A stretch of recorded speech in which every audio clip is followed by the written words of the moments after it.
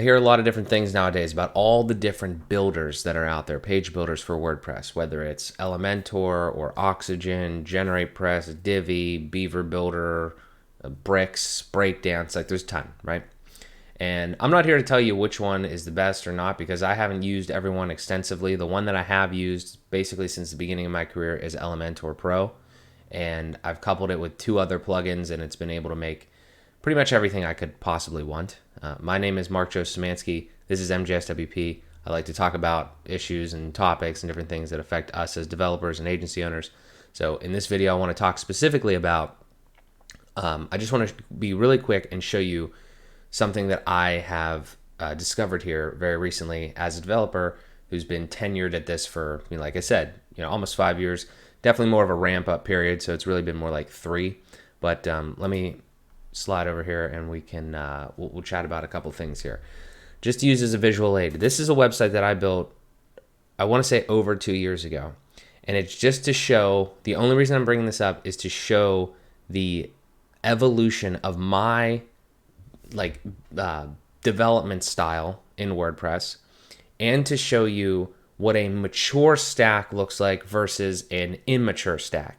And again, I'm not saying that my stack right now is the best in the world, but I am saying that it has definitely evolved heavily.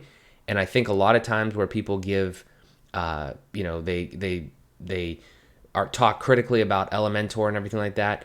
Obviously, a lot of it is probably because Elementor has been around the longest, and there's probably a lot of issues as far as the code and everything that it spits out is what I hear a lot of times. All these other ones spit out really nice code and everything. I'm not going to go deep into that because I don't know it well enough. All I know is the experience that my clients have, the experience that I have, and the actual way that the website looks, operates, and everything like that. And there's no one size fits all, but I just want to give you an example of, I think that we're leaving a little bit out of that because I think the biggest pro to Elementor is so many things integrated, and you can just download a free plugin and just I want to do this, and it's it's not in Elementor. I don't want to buy Elementor Pro. I could get just some random plugin off the shelf that does these 4 things, but the pro version does these other 5 things that another free plugin could do, and then you just have that. That is literally kind of what I'm going to show you here. Working on a project, and you can see on the left sidebar, this sidebar is getting very, very long. That's one of the things, the telltale signs for me is when my sidebar over here starts getting really long, I'm like, yeah, there's definitely some things here that are either overlapping, or I can spend a couple dollars and get a better quality tool and build it into the same thing. So I mentioned to you earlier 3 things that I use: Elementor Pro, the full JetEngine Crock-a-Block suite, and then Dynamic.ooo. With those 3 plugins, you can almost build anything, literally. Just the page building prowess, all the custom post type, meta field, relationship, all that's built into JetEngine. And then anything that you could want specifically, Dynamic.ooo is actually crazy. We're not going to go deep into it, but my point is there's so much in those 3 tools that if you just invest into those, they work well together. They're designed to work well together. I just haven't really had any issues. It's been great. But that was a recent development in the last year maybe. This site was built before that, so you can see if we go to the plugins for this site, there's advanced custom fields on here already. If you have JetEngine, that's gone. You've no reason for that. Advanced post queries, that's a really great plugin if you don't have JetEngine, but if you have JetEngine, that you don't need that. Bot protection was something from Cloudways that's just on there by default almost. Checkout field editor for WooCommerce. Yeah, that's another free one where I could have probably figured something out either programmatically or something like that. So that's unnecessary kind of. Code snippets, probably leave that on there. Custom post type UI is completely obsolete, honestly, at this point, because you can do that all through advanced custom fields, but I would do it through JetEngine. Dynamic visibility for Elementor is Dynamic.ooo's free version, so I wouldn't have that, which is right there. Dynamic conditions, you don't need that because you can do that through JetEngine or the other, this one. So you don't need. I didn't even say that. There's 36 plugins on this website. There could probably be way less. And I'm going to show you why there could be way less. LA Custom Skins, obsolete. Elementor add-ons, again, like I was saying, that's a free plugin that I needed something random for, right?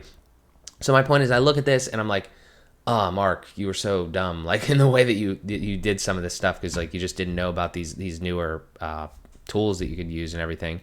This is another one. It's these are free plugins are really nice if you like are balling on a budget, or if you just want to get something done, or like you want to figure out something. But like if you actually want to be professional and you want to like be the person that can actually use Elementor properly and not just just get all the free plugins and like see what you can like mash together, then you can build a really good stack. Let me just skip to the good part here and show you exactly what I mean. This is the MJSWP site that I'm working on here that'll be released soon. You'll see it on this channel. And there's 15 plugins on here. And there's not like any, it's a little bit of a bad misrepresentation because there's no like WooCommerce or anything on here yet. So there will be more than 15. But the other one had 36. And this site can do just about the same amount of stuff. And if you want to get real technical too, like I even did like some sort of, like make connectors on there for a little bit of automation stuff, and like NGX helpers on there, which is from GridPane because we're moving to GridPane, right? So like in Redis object cache. So those, like what I'm saying is those things aren't even like directly, part of like the plugin experience of like building and designing and everything. And we still have such a small list in front of us here, and like I can even like, I can even get a little bit leaner on some of the stuff. I even have dark mode on here. You know what I mean? I'm just saying, like, again, numbers wise.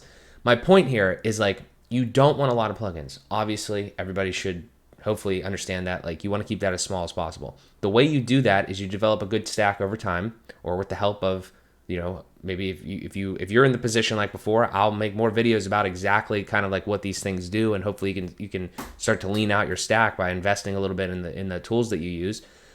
Because it's just helped me. I mean, that's all I do here is I try to learn, try, and share. So that's really the point and the concept of this video that I just wanted to make really quick, is because I was looking at this today. I'm like, this is crazy how much my